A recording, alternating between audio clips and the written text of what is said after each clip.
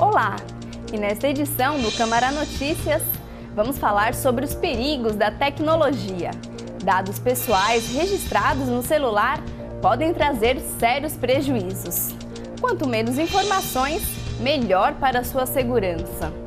E a fraude online é um entrave para o crescimento do comércio eletrônico no país.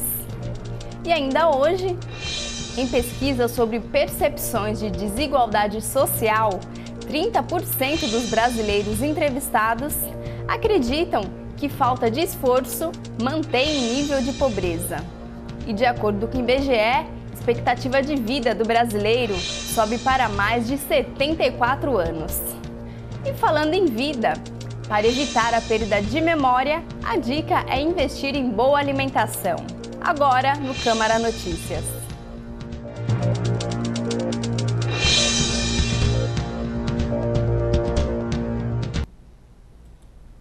O roubo de celulares cresce em disparate nas grandes cidades. Aparelhos furtados ou perdidos geram uma série de consequências para as vítimas, como a perda de contatos importantes, fotos e arquivos.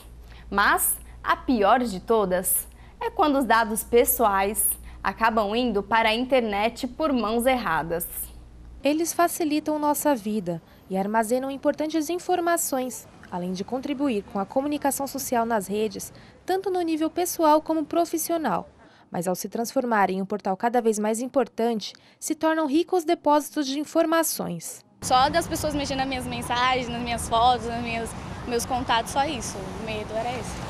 Algumas pessoas têm uma grande preocupação quando o assunto são os dados pessoais na rede e a informação que existe nos celulares e em alguns dispositivos móveis. Eu não coloco nada no celular, nada, fica no meu tablet, no celular, só telefones usados mas informações pessoais não tem nenhuma. Tem internet, mas eu não acesso as redes sociais por isso. Existe também a preocupação de perder ou de que o celular seja roubado. A minha precaução é pegar o código que a operadora tem, né? Se você tem um código que você digita aqui e sai um númerozinho que depois você liga na operadora e trava o celular, né? Acho que esses celulares novos têm essa opção, né?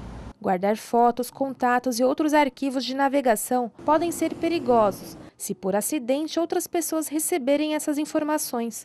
Um objeto tecnológico como o celular é de grande importância para o auxílio no dia a dia, mas deve ser utilizado de forma consciente, ter preocupação com que ou quais aplicativos estará disponibilizado nele. E a fraude online é um dos principais receios do internauta brasileiro. Isso impede o crescimento do comércio eletrônico.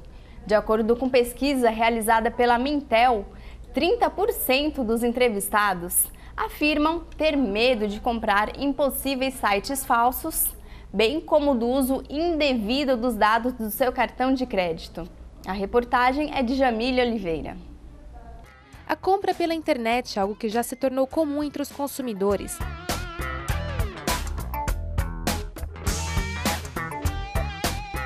Mas segundo pesquisa da Mintel, 30% apontam que a fraude online é um dos principais receios do internauta brasileiro na hora de fazer a compra, já que muitos já sofreram algum problema. A maior parte das coisas eu consigo comprar mais barato, com desconto, e só em sites confiáveis. Procuro saber, né, de onde que é o site, se já tem uma boa qualidade, tanto de ouvidoria como Procon, para depois realizar a compra. E mais cartão de crédito, e tem alguns benefícios, como você comprar, não recebeu, retorna dinheiro, tanto de cartão como boleto bancário. Outra preocupação analisada pela pesquisa é o fornecimento do número de cadastro de pessoa física, o CPF. Uma a cada 4 pessoas optam por comprar em lojas físicas ao invés de digitar o documento.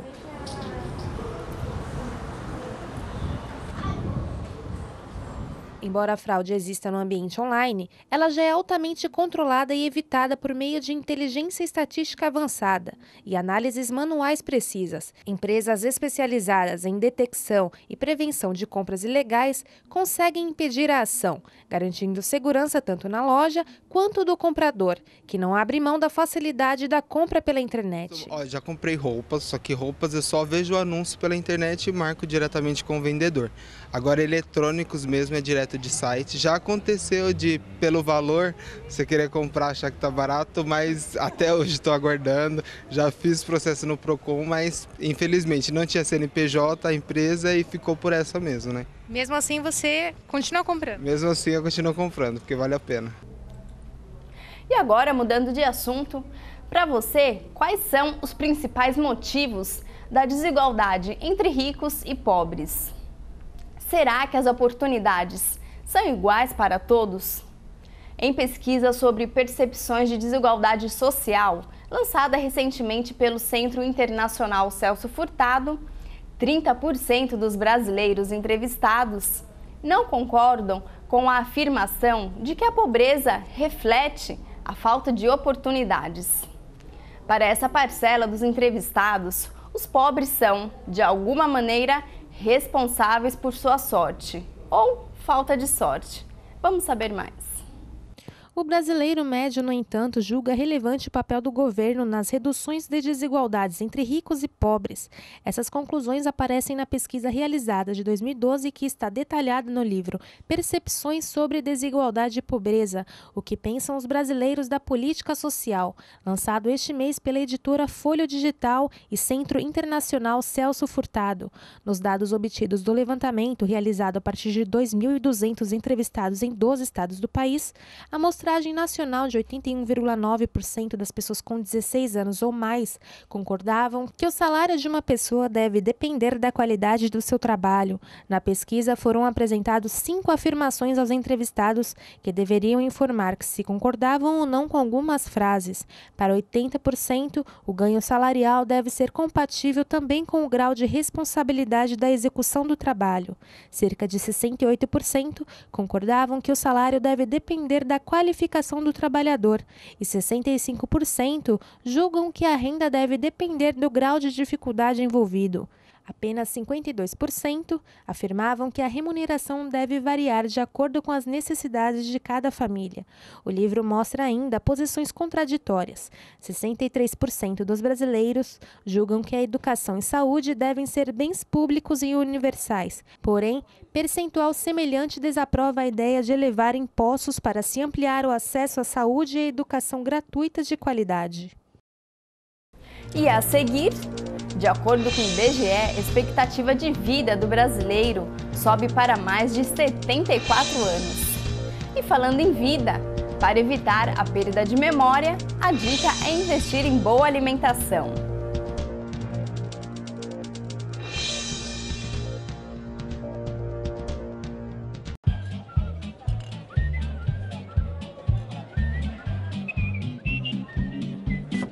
Dançar até perder o passo? Pode. Ganhar do neto no futebol? Pode. Voltar a ser criança? Pode. Recusar pessoas em planos de saúde por causa da idade? Não pode. Se você tiver problema com alguma operadora, fale com a ANS. A ANS, a Agência Reguladora de Planos de Saúde do Brasil.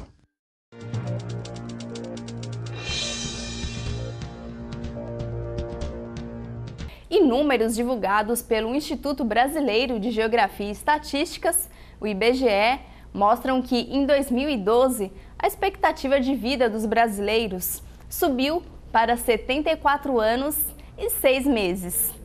A taxa apresenta um pequeno aumento em relação a 2011, quando a esperança de vida era de 74 anos e 1 mês. O aumento, embora pequeno, mantém a tendência de crescimento da taxa por anos consecutivos. Em 2011, a esperança de vida do brasileiro era de 74 anos. Em 2002, há cerca de 10 anos, por exemplo, o índice era de 71 anos. Comparando com 1980, o aumento na expectativa de vida do brasileiro ao nascer foi de 12 anos, tendo passado de 62 anos para 74. A tabela divulgada ontem mostra a expectativa de vida para todas as idades até os 80 anos. Uma criança de 10 anos de idade, por exemplo, tem a expectativa de viver até os 76 anos. Uma pessoa de 40 anos tem a expectativa de vida de 78 anos. Aqueles que têm 80 anos ou mais têm expectativa média de viver mais 9 anos. Para a população masculina, o aumento foi de 3 meses e 29 dias. Já para as mulheres, o ganho foi um pouco menor. Em 2012, a esperança de vida ao nascer delas era de 78,3 anos, elevando-se para 78,6 anos em 2012. E quem não quer chegar aos 75 anos com uma cabeça de 30 e uma memória tinindo? A perda de memória está relacionada à ação dos radicais livres no organismo. E para evitar a deterioração do cérebro, uma das recomendações é investir em boa alimentação. E quanto mais cedo você começar a fazer isso, melhor. Uma alimentação saudável em quantidade adequada contribui para o aprendizado. Alguns alimentos estimulam a memória, o raciocínio e ajudam até a melhorar a concentração. Mas nem sempre o setor mais colorido e saudável em um restaurante é o preferido da população.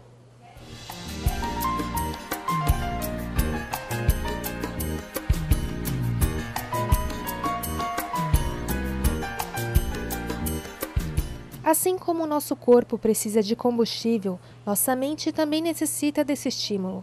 A alimentação saudável colabora para isso, para funcionar de maneira eficaz. O cérebro é o órgão mais importante para as funções mentais, o centro dos nossos comportamentos e emoções, e precisa ter vitaminas, minerais, entre outros nutrientes. Por isso, uma boa alimentação com adequada ingestão de nutrientes é fundamental para um desempenho em atividades realizadas no dia a dia. Eu parei assim há muito tempo com sal, então consumo muito pouco sal, melhorou a minha dieta, melhorou assim minha parte física, metabolismo, entre outras coisas de saúde. A diminuição de ingestão de carnes. Hoje ingiro muito menos do que ingeria 4, 5 anos atrás. Alguns alimentos podem contribuir para o funcionamento do sistema de memória. O cérebro obtém energia unicamente a partir da glicose, que tira do sangue ao longo do dia. A estabilidade dos níveis de glicose sanguínea é essencial para o funcionamento adequado do cérebro.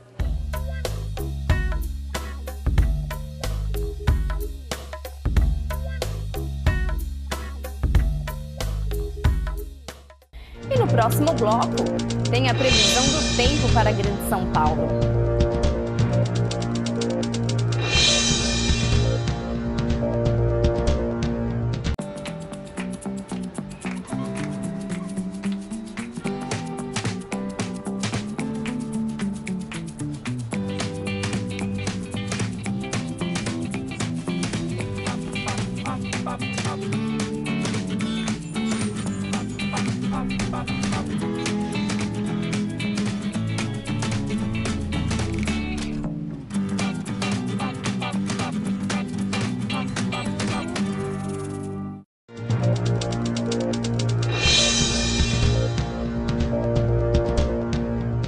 E agora, com informações direto da Clima Tempo, vamos saber como é que fica a previsão do tempo para a Grande São Paulo. A temperatura vai aumentar no estado de São Paulo ao longo dos próximos dias. Na região metropolitana, quarta-feira vai seguir com muito sol e calor e com pancadas de chuva entre a tarde e a noite, que podem vir acompanhadas de raios. E a temperatura passa dos 30 graus. A mínima prevista para a capital é de 21 graus e máxima de 32 graus. Em Guarulhos, mínima de 20 e máxima de 33 graus. Eu sou Tainá Damasceno e o Câmara Notícias fica por aqui. Nos vemos na próxima edição. Até lá!